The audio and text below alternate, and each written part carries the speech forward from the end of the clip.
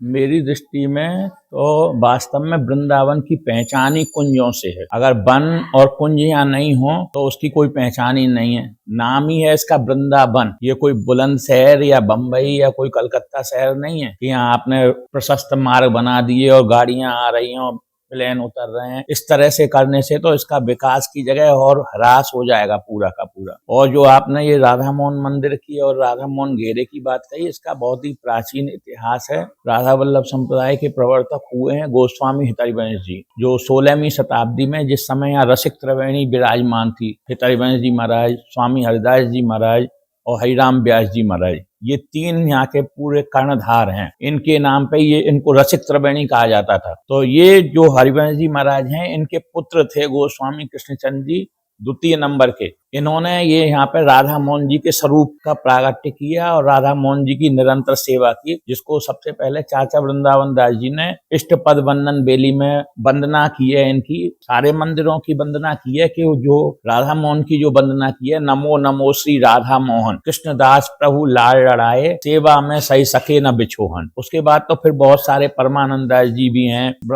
गोपाल कवि भी हुए हैं 19वीं शताब्दी में, उन्होंने सारा उनका वर्णन किया है, उनके सेवा करने वालों का वर्णन किया है, किसने इसका विस्तार किया इसका भी वर्णन किया है। तो इसका जो निर्माण काल है महाराज जी 16वीं शताब्दी में है। इसका निर्माण काल लगभग ऐसा होगा, शायद 1640 के बाद इसका निर्माण काल हुआ है, 41 के बाद में। पत्थर के हमारे कुछ मंदिर हैं, जैसे राधा वल्लभ जी का मंदिर है, गोविंद देव जी का मंदिर है, मदन मोहन जी का मंदिर है, एक जुगल किशोर जी का मंदिर है। तो ये जो लाल पत्थर के मंदिरों का निर्माण काल था, उसी समय इसका निर्माण हुआ। और इसका निर्माण गोस्वामी कृष्णचंद जी के पौत्र थे, उन्होंने इसका विस्तार किया। सुखदेव जी हुए हैं, उन्होंने इसका विस्तार किया। हित भक्ति कल्पतरु नाम का एक बहुत बड़ा ग्रंथ है, जिसमें चाचा वृंदावन दास जी ने ये लिखा है, मन शाखा एक अनेक सम सुख भय सी सुखदेव, मन दे के तन सो करत श्री राधा मोहन सेव, प्रभु मंदिर निज धाम में रचो सुविध विस्तार, और नित प्रति नी के निर्भय आरज भक्ति सुभार। ये इस तरह से ये दिया हुआ है, इसमें आप पढ़ेंगे।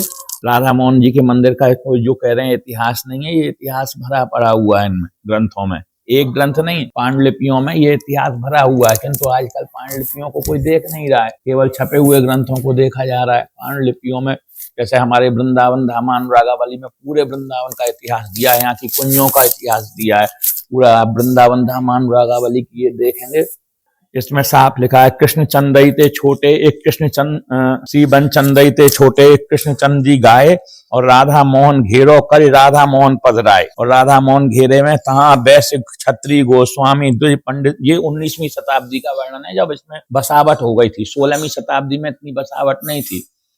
यहाँ पे पशु रहते थे, शेर चीते वगैरह रहते थे, तो उनके लिए यहाँ घेरा बना दिए जाते थे कि हम सब लोग भीतर रहेंगे, जो आप गोस्वामी गण हैं, भक्तगण हैं, वो सब भीतर रहेंगे, बाहर पशु विचरण करते रहते थे, कोई पशु अंदर नहीं घुस आवे, उसके लिए यहाँ पत्थर के मोटे मोटे घेरे बना दिए गए थे। तो उसमें लिखा है, सी बंचन दैते छोटे कृष्ण चंद जी गाए, राधा मोहन घेरो कर राधा मोहन पधराए। उन्होंने राधा मोहन घेरा बनाया, और उस राधा मोहन का आज तो दिख रहा है हमको, मंदिर भी अस्तित्व में इतना नहीं दिख रहा विस्तार से, किंतु 16वीं शताब्दी में इसका बहुत ही विस्तार था।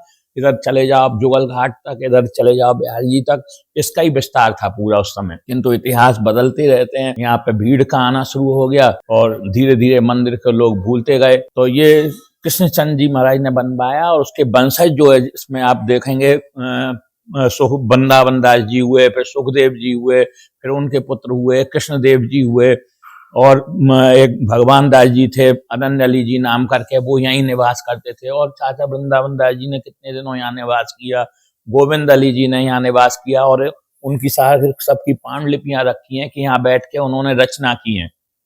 चाचा वृंदावन दास जी ने ये कई ग्रंथ हैं, सेवक भक्ति पर्चावली करके है, एक सेवक जस बिरदावली करके है, उनकी रचना वहीं पे राधा मोहन मंदिर में ही बैठ के की। गोविंद अली जी ने भक्त गाथा की रचना राधा मोहन मंदिर में बैठ के। तो इस तरह से इसका बहुत प्राचीन इतिहास रहा है। अब आज ये कॉरिडोर की समस्या आ गई, तो वो सब उसी पे मेन गेट आ रहा है। इसका बता रहे हैं कि यहाँ पे निशान लग चुके हैं, उसको तोड़ने के लिए कॉरिडोर बनाओ, किंतु उस कॉरिडोर का ऐसा रूप हो कि ये मंदिर भग्न नहीं हो, जो हमारे प्राचीन मंदिर हैं। अब जैसे राधा मोहन मंदिर के बगल में ही चैन किशोर जी गोस्वामी की समाधि है। चैन किशोर जी की गोस्वामी की समाधि में उत्कीर्ण है, पत्थर पे लिखा हुआ है, कि यदि कोई समाधि को भग्न करेगा तो वो सूअर और गाय का मांस खाएगा। तो हम इनको नजरअंदाज नहीं कर सकते, इनकी अनदेखी नहीं कर सकते, इनको हमको देखना पड़ेगा, समझना होगा हमको ब्रज संस्कृति को, यहाँ के गोस्वामियों की संस्कृति को, चाहे वो राधा वल्लभ जी के गोस्वामी हो, चाहे बिहारी जी के गोस्वामी हो, चाहे राधा रमण जी के गोस्वामी हो, चाहे राधा दाम, जहाँ कहीं के भी गोस्वामी हो, पूरे मैं तो कह रहा हूँ पूरे वृंदावन वासियों का है ये सारा का सारा, एक का किसी गोस्वामी विशेष या किसी एक व्यक्ति विशेष का सवाल नहीं है। ये तो वृंदावन की सारी संस्कृति नष्ट हो जाएगी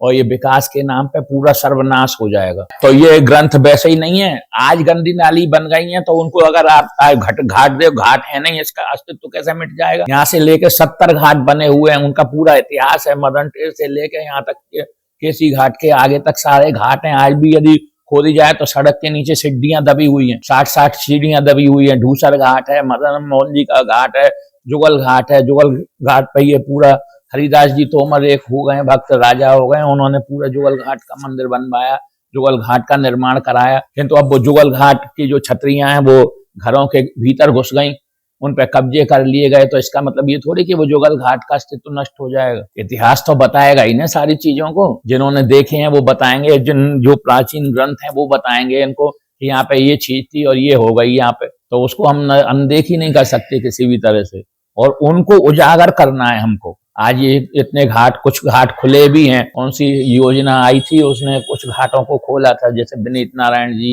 हुए, एक हृदय योजना करके थी, उन्होंने कुछ घाट खोले। किंतु उन्होंने भी क्या किया कि बस वो 10-20 सीढ़ियां खोली और उस पर पत्थर लगा दिया। अरे नीचे उसकी और सीढ़ियां हैं, ये तो हरि की पैड़ी का स्वरूप बन सकता है यहाँ पे। तो जैसे हरिद्वार में गंगा जी लाई गई है, ऐसे पूरे वहां से मदन टेर से लेके यहाँ केसी घाट के आगे तक घाट ही घाट हैं। उनको बनाने की भी जरूरत नहीं है किसी को, खाली जो कब्जे हो गए हैं उनको हटाने की जरूरत है। तो मेन कार्य तो वो है कि यहाँ का जो प्राचीन निधि है, प्राचीन जो शोभा है, प्राचीन हमारी संस्कृति है, इसको उजागर करना है, इसको नष्ट नहीं करना है। नई रूपों को, नई चीजों को हमको उसी रूप में ग्रहण करना है कि हमारा प्राचीन नष्ट नहीं हो, क्योंकि ये जड़ है। यदि हम जड़ को ही काट देंगे तो हमको लता का और उसका फूल का और फल का आस्वादन कैसे ले पाएंगे। जब हमने जड़ ही काट दी, उसकी जड़ की रक्षा करनी है। यदि उस पर आपत्ति आई है तो उस जड़ को बचाना है। किस तरह से यदि वो नष्ट होने को जा रही है तो उस जड़ को बचाना है, ये नहीं कि हमको जड़ को ही काट दें। ये तो ग्रंथ तो ये कह रहे हैं और हमारी प्राचीन संस्कृति ये कह रही है कि यहाँ कॉरिडोर से कोई शोभा नहीं बढ़ जाएगी। यहाँ पे जो प्राचीन समाधियां हैं, प्राचीन जो घाट हैं, प्राचीन जो सरोवर हैं, प्राचीन जो वृक्ष हैं, उनको बचाना है। उसको बचाते हुए तुम आधुनिकीकरण करो उसका। ये नहीं कि हमारे बिहारी जी को खत्म कर दें हम, ये नहीं कि राधा वल्लभ जी के मंदिर को खत्म कर दें, ये नहीं कि राधा रमण जी के मंदिर को खत्म कर दें। आजकल तो इतनी टेक्नोलॉजी हो गई है कि पूरा का पूरा मंदिर आप उठा के कहीं दूसरी जगह रख सकते, तो उसको नष्ट करने की जरूरत नहीं है किसी भी मंदिर को। हाँ, तो ये इसको ध्यान में रख के हमको करना है कि ये नष्ट भी नहीं हो और बानिक भी बन जाए, ऐसा कोई मार्ग निकाले। वो ये प्राचीन संपत्ति बचनी चाहिए हमारी। हमारा तो ये कहना है, हम ना सरकार का कोई का विरोध कर रहे हैं, ना यहाँ पे किसी का विरोध कर रहे हैं। हमारी प्राचीन संस्कृति की रक्षा होनी चाहिए, इसको रखते हुए आप जो कुछ करो। देखते रहिए धर्म की आवाज। धर्म की आवाज चैनल को सब्सक्राइब अवश्य करें।